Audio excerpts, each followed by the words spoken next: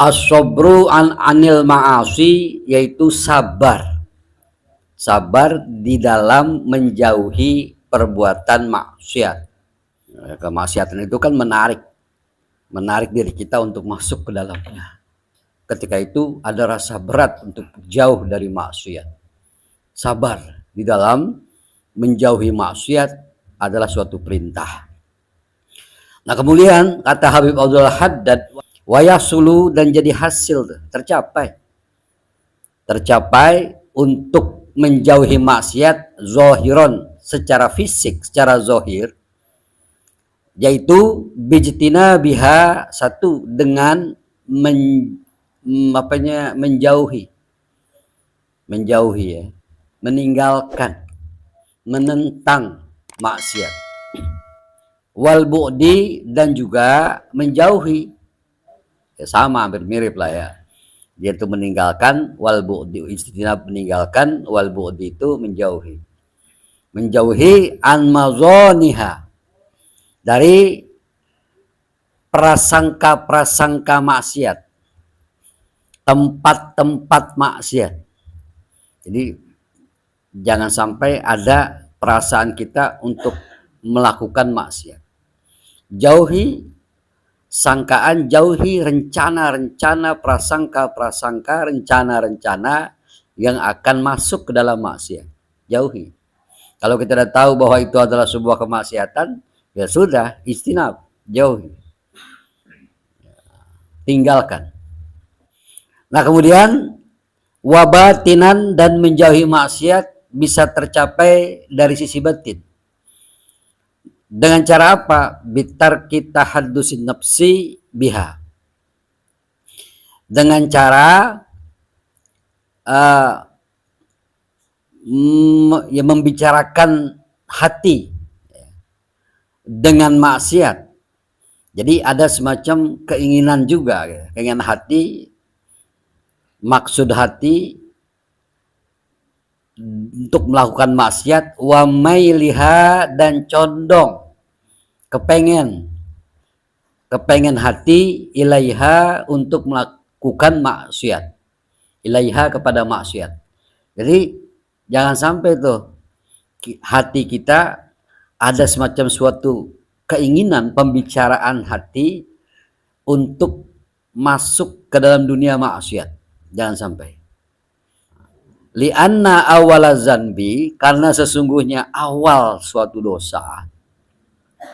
Awal suatu dosa itu khatratun. Khatratun itu bisikan hati, ajakan hati. Ada semacam perasaan hati yang membawa kita untuk menuju kepada maksiat. Kemudian wa amma tazakkuruz dzunubi salifati, dan adapun mengingat dosa-dosa lalu, dosa-dosa masa lalu. Boleh nggak sih kita mengingat dosa masa lalu? Taruh, lihat dulu gitu kan. Fa in kana yahsulu bihi khaufun au nadamun fahasanun.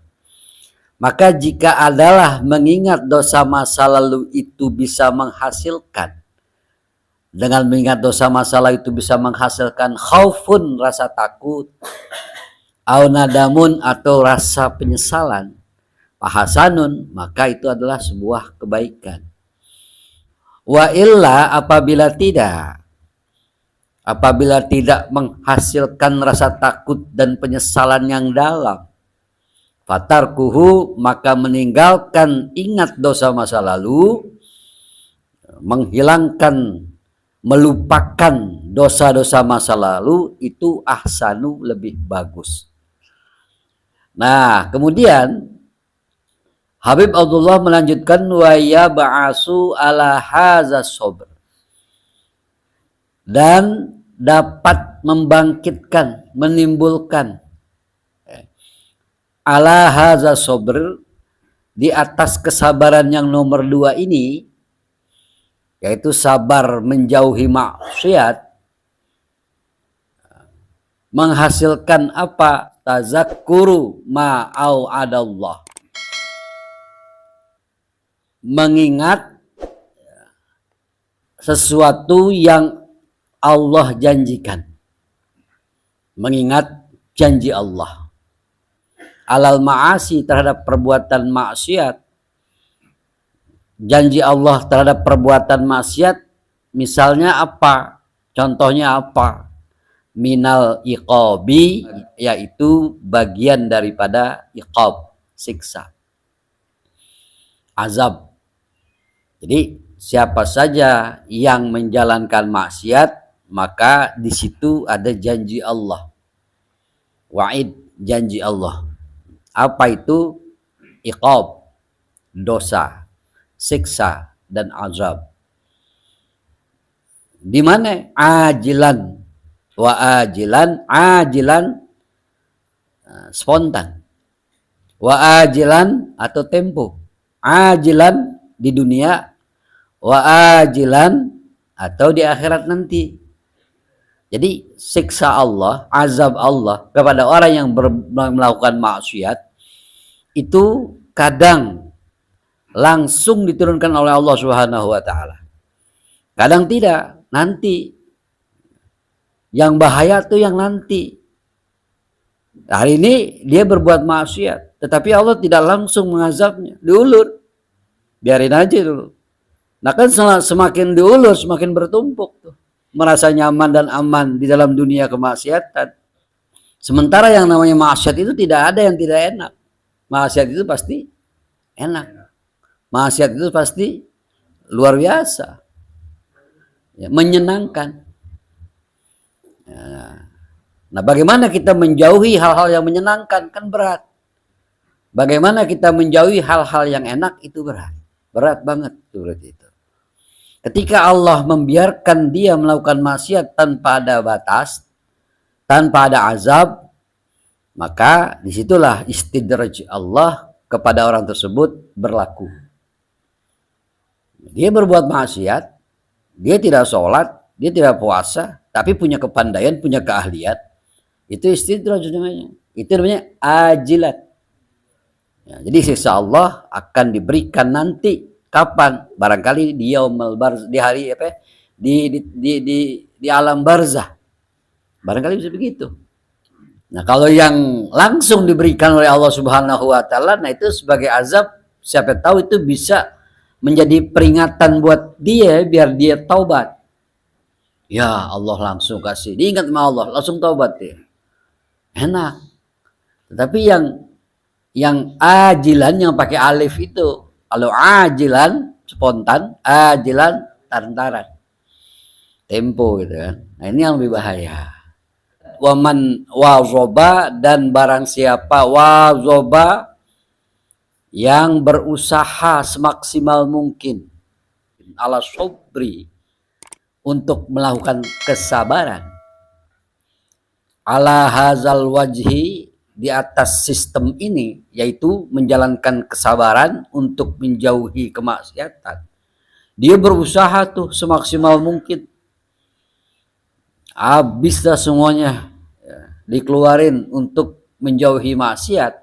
Kalau begitu akromahullah, maka Allah akan memuliakannya. Allah akan berikan dia karamah, Allah akan berikan dia kemuliaan. Biwujudil anafati minal ma'asi, yaitu dari wujudnya adanya penjagaan diri. Anafah itu artinya protect diri, menjaga diri, minal ma'asi kuliha, dari perbuatan-perbuatan maksiat semuanya. Waduh, luar biasa semuanya. Jadi kalau umpamanya ada orang yang berusaha semaksimal mungkin untuk menjauhi daripada maksiat, dia melakukan itu dari sisi zahir dan batin, menjauhi, tidak melakukan, gitu kan, istilahnya, juga meninggalkan, hatinya tidak pernah bergerak mengucap untuk melakukan maksiat, dan itu istiqomah dijaga terus oleh dia. Nah, Allah Subhanahu wa taala akan memberikan kemuliaan. Kemuliaannya wujud anafati minal ma'asi kuliha, yaitu dengan cara diadakannya di dalam dirinya dia itu untuk mampu menjaga dirinya dari perbuatan-perbuatan maksiat semuanya. Semuanya yang bersifat maksiat, semuanya yang berunsur maksiat itu mampu dia jauhi. Kalau udah begitu tuh, hatta yusira dukhulan nari ahwanun alaihi. Hatta yusira, sehingga dia tuh mampu menjadikan dirinya, mampu menjadikan perasaan dirinya, keadaan dirinya, otak dan sebagainya itu. Dia mampu menjadikan dukhulan nar, mengenai masuk ke dalam neraka itu ahwanun, lebih ringan alaihi, menurut dia, alaihi di atasnya, menurut dia, minirtikabi adnaha, daripada melakukan rendahnya sebuah kemaksiatan. Jadi maksiat itu lebih berat buat dia. Neraka itu istilahnya enteng. Neraka itu nggak dipikirin sama dia, nggak. Yang dipikirin apa? Yang dipikirin lah dia lebih takut dengan perbuatan maksiat sekecil apapun daripada dia masuk ke dalam neraka. Itu udah otomatis dah. Jadi yang ada dalam pikiran dia itu, dia meninggalkan perbuatan maksiat bukan karena takut dengan neraka, bukan. Dia menjauhi perbuatan maksiat karena memang ingin mendekatkan diri kepada Allah Subhanahu wa taala. Takutnya kepada Allah sehingga dia menjauhi perbuatan maksiat. Bukan dia menjauhi perbuatan maksiat karena takut dengan neraka, bukan. Walaupun pada garis yang berbeda Allah mengancam siapa saja yang melakukan maksiat akan mendapatkan iqab, dosa, azab. Bukan itu yang dia takuti. Tapi dia menginginkan dekat diri kepada Allah, ridha Allah, kemuliaan Allah yang Allah berikan kepada dirinya, seperti itu. Nah, kalau udah begitu tuh berarti dia sudah mencapai akramahullah, dimuliakan Allah. Dengan cara dia mampu menjaga dirinya dari perbuatan maksiat. Sehingga neraka bagi dia tidak ada apa-apanya. Yang penting bagaimana dia menjauhi maksiat dalam rangka untuk mendekatkan diri kepada Allah Subhanahu wa taala. Seperti itu. Jadi surga dan neraka bagi dia bukan sebuah tujuan. Tujuan bagi dia adalah bagaimana mendapatkan keridhaan Allah Subhanahu wa taala. Kalau Allah sudah ridha, apapun jadi akan mudah.